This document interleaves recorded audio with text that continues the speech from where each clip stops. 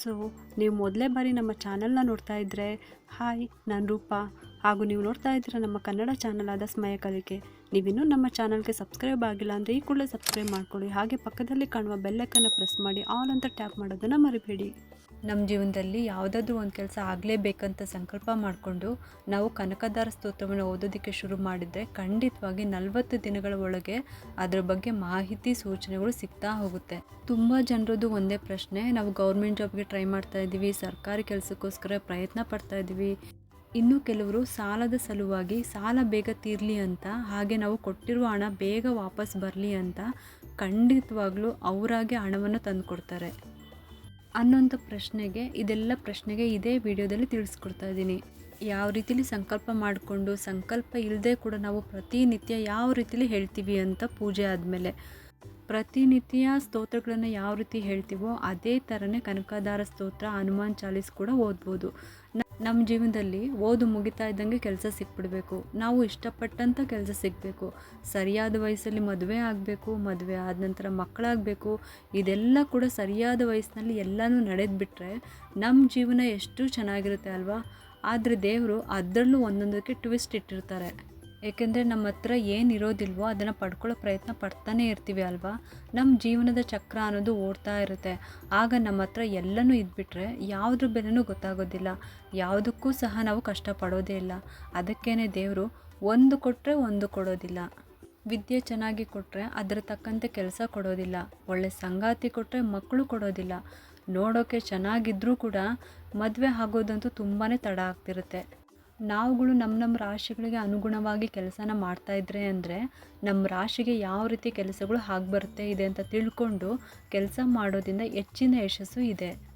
ನಮ್ಮ ರಾಶಿ ಯಾವ ತತ್ವದಲ್ಲಿದೆ ಅದನ್ನು ತಿಳ್ಕೊಂಡು, ಅಂದರೆ ಕೆಲವೊಂದು ರಾಶಿ ಜಲತತ್ವ ಇರುತ್ತೆ, ಅಗ್ನಿ ತತ್ವ ಇರುತ್ತೆ, ಭೂಮಿ, ಕಬ್ಬಿಣ, ಈ ರೀತಿ ಅದನ್ನು ತಿಳ್ಕೊಂಡು ಅದು ಪ್ರಕಾರ ನಾವು ನಡ್ಕೊಂಡು ಹೋದರೆ ಖಂಡಿತವಾಗ್ಲೂ ಯಶಸ್ಸು ಸಿಗುತ್ತೆ.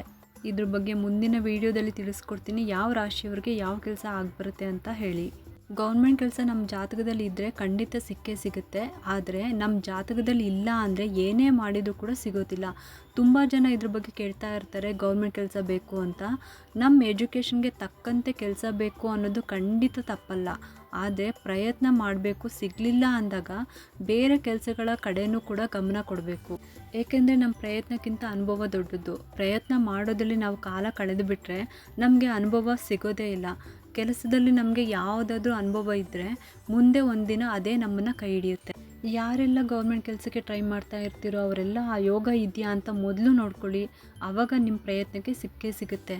ಎಲ್ಲಾದರೂ ನಿಮ್ಮ ಜಾತಕನ ತೋರಿಸ್ಕೊಳ್ಳಿ, ಏನಾದರೂ ದೋಷಗಳಿದ್ದರೆ ಅದನ್ನು ಪರಿಹಾರ ಮಾಡಿಸ್ಕೊಳ್ಳಿ. ನಾವು ಇದೇ ಕೆಲಸವನ್ನು ಮಾಡಬೇಕು, ಇದೇ ಹುದ್ದೆಯಲ್ಲಿ ಇರಬೇಕು ಅಂದರೆ ಆ ಕೆಲಸ ಆಗಲಿಲ್ಲ ಅಂದಾಗ ಬದಲಾವಣೆ ಮಾಡ್ಕೊಳ್ಳೋದು ತುಂಬಾ ಒಳ್ಳೆಯದು. ನಮ್ಮ ಜಾತಕದಲ್ಲಿ ಇದ್ದರೆ ಖಂಡಿತ ಸಿಕ್ಕೇ ಸಿಗುತ್ತೆ. ಆದರೆ ಇದೇ ಬೇಕು ಅಂತ ಕಾಯ್ಕೊಂಡು ಬರೋ ಅವಕಾಶನ ಮಿಸ್ ಮಾಡ್ಕೋಬಾರ್ದು.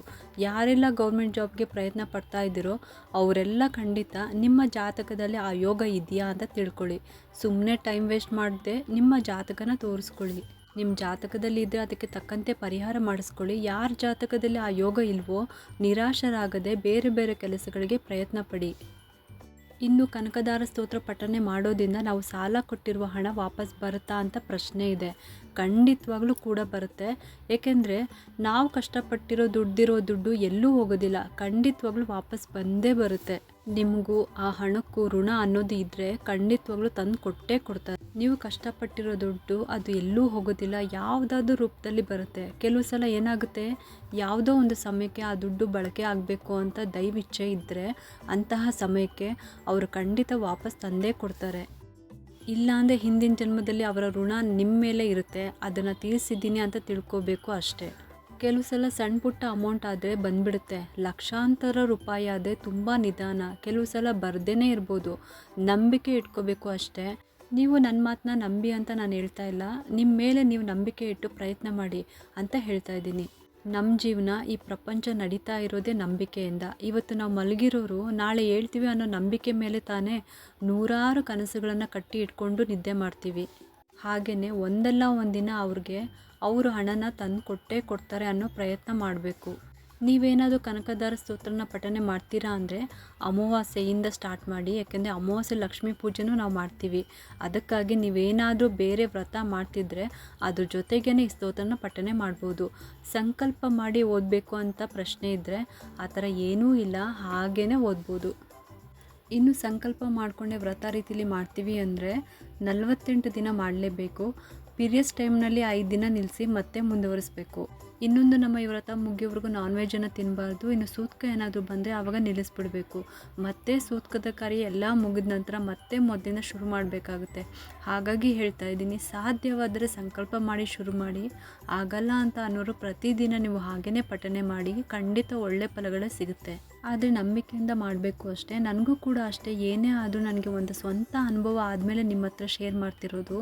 2 ವರ್ಷದಿಂದ ಸತಾಯಿಸ್ತಿದ್ದ ವ್ಯಕ್ತಿ ಹೆಚ್ಚಿನ ಹಣದ ಅವಶ್ಯಕತೆ ಇದ್ದ ಟೈಮ್ನಲ್ಲಿ ನನಗೆ ಬೇರೆ ಕಡೆ ಸಾಲ ಮಾಡೋದಕ್ಕೆ ಇಷ್ಟ ಇರಲಿಲ್ಲ.